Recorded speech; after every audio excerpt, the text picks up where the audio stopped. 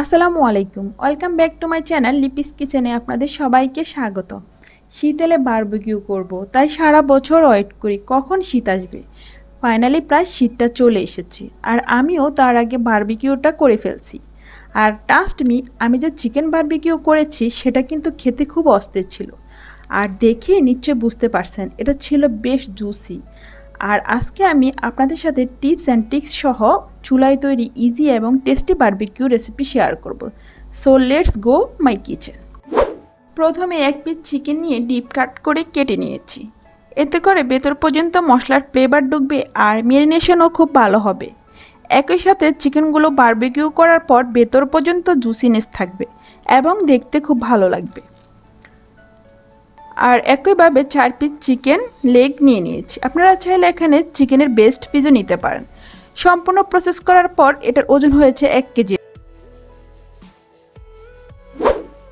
এবার বারবিকিউর জন্য আমি একটা মশলা তৈরি করব, আর সেজন্য একটা মিক্সিং বোল নিয়ে নিচ্ছি। 2 টেবিল চামচ পরিমাণ টক দই, 1 চা চামচ পরিমাণ মরিচের গুঁড়ো, 1 চা চামচ পরিমাণ হলুদের গুঁড়ো। এবার অ্যাড করে দিচ্ছি 1 চা চামচ পরিমাণ লবণ, জিরা গুঁড়ো দিয়ে দিচ্ছি 1 টেবিল চামচ পরিমাণ, ধনিয়া গুঁড়ো দিয়ে দিচ্ছি 1 টেবিল চামচ পরিমাণ, বারবিকিউ মশলা অ্যাড করছি 1 টেবিল চামচ পরিমাণ, দিয়ে দিচ্ছি রসুন গুঁড়ো 1 টেবিল চামচ পরিমাণ। এরপর দিয়ে দিচ্ছি আদা গুঁড়ো 1 টেবিল চামচ পরিমাণ, সয়া সস দিয়ে দিচ্ছি 1 চা চামচ পরিমাণ। এবার অ্যাড করব বারবিকিউ সস 1 চা চামচ পরিমাণ, আর এখন দিয়ে দিচ্ছি 1 টেবিল চামচ পরিমাণ টমেটো সস, হাফ চা চামচ পরিমাণ গোলমরিচের গুঁড়ো দিয়ে দিচ্ছি, সরিষার তেল দিয়ে দিচ্ছি 2 টেবিল চামচ পরিমাণ, আর অবশ্যই সরিষার তেলটাই ব্যবহার করবেন। এরপর দিয়ে দিচ্ছি ভিনেগার 1 চা চামচ পরিমাণ, সবশেষে দিয়ে দিচ্ছি রেড ফুড কালার হাফ চা চামচ পরিমাণ। এবার সব মশলাগুলো একসাথে মিশিয়ে নিচ্ছি। মশলাটা ভালো করে মিশিয়ে নেওয়ার পর চিকেন এর মধ্যে ম্যারিনেট করে নেব। আর মশলাটাকে এমনভাবে মেশাতে হবে যাতে চিকেনের কাটা অংশে মশলাটা ভালোভাবে ঢুকতে পারে। একইভাবে সবগুলো চিকেন এভাবে মিশিয়ে নিচ্ছি। মশলাটা অলরেডি মাখানো হয়ে গেছে।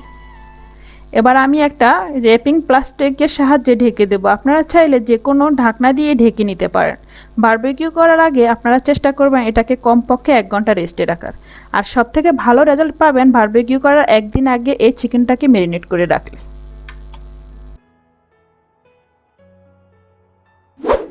1 ঘন্টা পর র্যাপিং পেপারটা তুলে নিচ্ছি। এখন আবারও মশলার সাথে চিকেনগুলোকে একটু মেখে নিচ্ছি। এখন চুলার মধ্যে একটা প্যান বসিয়ে 1 টেবিল চামচ পরিমাণ বাটার দিয়ে দিচ্ছি। বাটারটা মেল্ট হওয়ার জন্য অপেক্ষা করছি।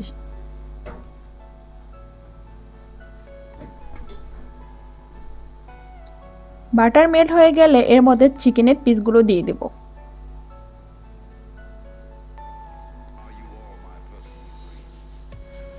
চুলার আঁচটা এই পর্যায়ে মিডিয়ামে রাখবো।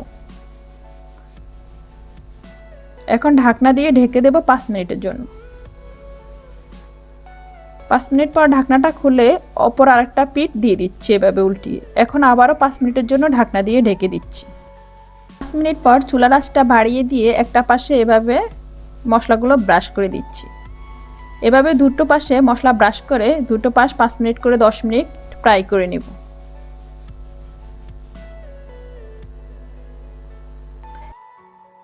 এখন একটা ফয়েল পেপারে কয়লা নিয়ে চিকেনের মধ্যে দিয়ে দিচ্ছি, আর উপর থেকে একটু তেল দিয়ে দিচ্ছি। ঢাকনা দিয়ে ঢেকে দেব 10 মিনিটের জন্য, এর মধ্যে যাতে স্মোকি ফ্লেভারটা ঢুকে যায়। Barbecue chicken almost done. এখন পরিবেশনের পালা। আজকে পরিবেশন করতে আমার সাথে আমার ছেলেও সাহায্য করেছে।